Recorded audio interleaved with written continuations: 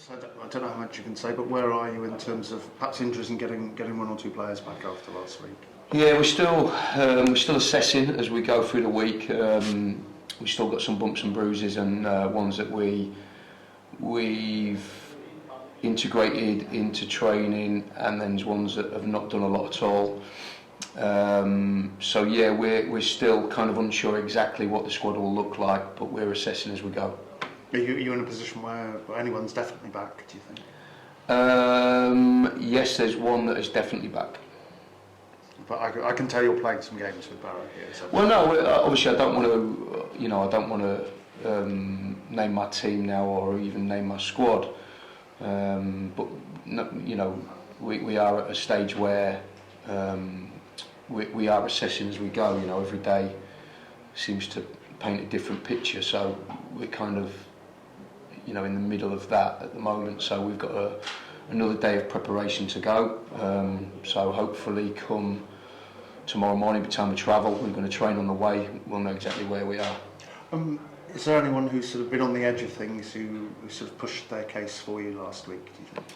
Yeah, I think so. Yeah, I think we've got to be mindful as well that some of these players have not played a lot of football. Rushin being one, come on, did really well. But he's not played a lot, and of course the last injury he had was after he played in the Papa John's on the Tuesday, and then he played pretty much for 2 or 3 minutes in the Grimsby game and then got injured off the back of that. So we don't want to kind of push him too far too soon, albeit he is a real threat for us, an attacking threat for us. So we want him to possibly impact the game as opposed to start. And just where sort of Ricky Aguiar in terms of development this season, because we've not seen that much of him actually getting on pitch minutes, even though he's been in quite a lot of squads. Yeah, it's a good question. He's had a bit of a stop-start season. You saw him start at Bradford. I felt that the game at Bradford was probably the way the game panned out wasn't a game for Ricky to shine. I think it was a bit of an end-to-end game, a transitional game. I think Ricky would shine in more of a game where we're kind of dominant and in control. Of course, in the middle of the park, we've got it's probably our strongest department. You look at the players that we've got in there. So it's been a tough season for Ricky, but we think a lot of him. He works hard in training. He's done really well in training. So it might be a case of just biding your time with that one. There's obviously been a lot of speculation about Charlie Austin this week, and we know he's been let go by Brisbane, so he's free to find a club. Has there been contact from Swindon towards him? Has anything been sort of kicked off in that regard?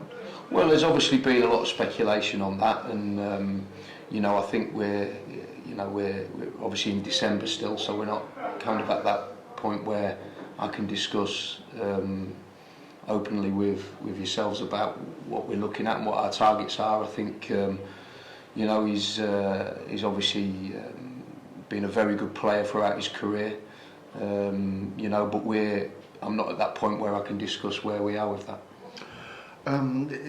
It sort of sounds like he's got unfinished business with Swindon. Is it something you feel you could welcome if the price is right? Well, like I say, we're in December still. We're not at January where I can, discuss, openly with yourselves about what our targets are, where we're at, who we want to sign, where do we need to strengthen. I think that we need to be mindful that we've still got a number of weeks to go yet before we hit January. That may half answer my next question as well. You said, are you closer on making decisions about sort of Luke Jeffcott and Fraser Blake Tracy at this point? Well, yeah, I suppose we're getting to that point where we've got to look at that. For me, I'd like to keep them both. I think that, both could be out of my hands. So they've both done really well. So yeah, let's see what happens. Talking about the actual football, Barrow, their sort of promotion form has been based on a strong home record. So what kind of challenge do you think you've got up there? Well, it is a challenge. Like you say, Pete's done really well there. He's a good manager. He's gone in and done really, really well. Their home form's really good. And, it's a long way to go. so our preparation has to be spot on. We're going to travel up tomorrow and we're going to train at a location on the way up there and get settled into the hotel close by, and hopefully we'll be really prepared, ready for kick-off. It's a game we're looking forward to, a game that we feel is an opportunity for us to get back to winning ways, and we're really looking forward to the game. Do you expect them to sort of be quite sort of Route 1 style-wise? Will they play a bit more? What kind of team are they and challenger are they? No, they're not Route 1 by any stretch. They've got good attacking threats, but they do play. They do try and play football. They're expansive from the back. They'll try and pass it, play through the middle, play through the thirds. They're a good side, and they're up there for a reason. Like I say, Pete Wild's a really good manager. He's done really well there. First sort of season with Barrow, and he's had a really good start to the campaign. But like I say, we're really looking forward to the game. We've had a great week in training, so yeah, we're looking forward to it. I think so. Last time I kind of spoke to you, you were very much kind of emphasising trying to get that attacking play going, trying to get the sort of goals restarting.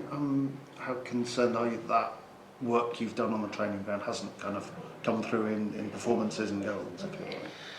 Well, yeah, it's not concerning in many aspects, and the reason why is because we know that we're kind of knocking the door down as much as we can. When you look at it with the stats, we're the highest team for shots on the goal.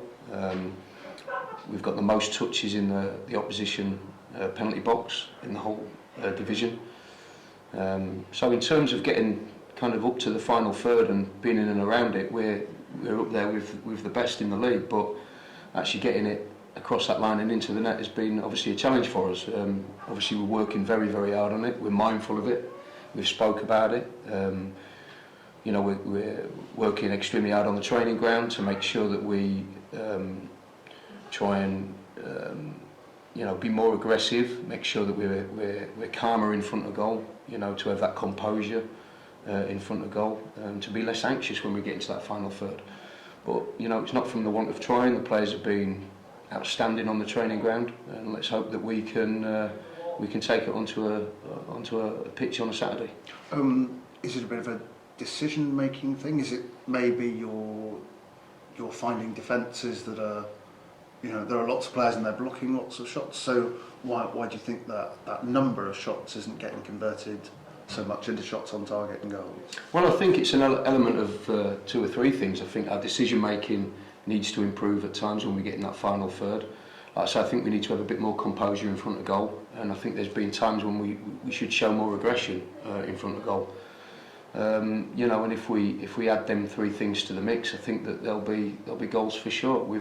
I think it'd be more of an issue for me if we wasn't getting into them areas. I'd be certainly worried then. But like I say, we've dominated most of the ball in most of the games, and like I say, we've had most of the final third entries, or the highest final third entries in the division, most shots on goals in the division, most touches in the opposition box in the division. So all the stats and all the markers are there. We just got to make sure we convert, and that's obviously been the challenging thing for us. I guess how hard is it to instill sort of calm in players in the heat of the moment when they're shooting to, I guess, make that right decision, or just find that right moment? Well, sometimes the players, it's got to come from within. I can do all the work on the training ground, which we do. We do a lot of analysis sessions on the TV. We do a lot of talking.